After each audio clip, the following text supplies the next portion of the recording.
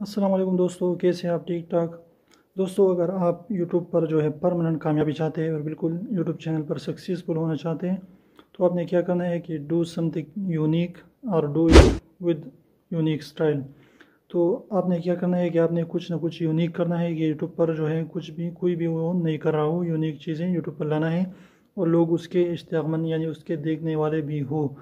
और अगर ये नहीं कर सकते तो अगर आप कॉपी करना चाहते हैं कि लोग क्या कर रहे हैं यूनिक, कि लोग कर रहे हैं कि रिव्यू कर रहे हैं या अनबॉक्सिंग कर रहे हैं, तो अगर आप भी चाहते हैं कि मैं ये रिव्यू करूँ, अनबॉक्सिंग करूँ, तो आपने यूनिक स्टाइल से करने हैं, लोगों को कॉपी नहीं करना।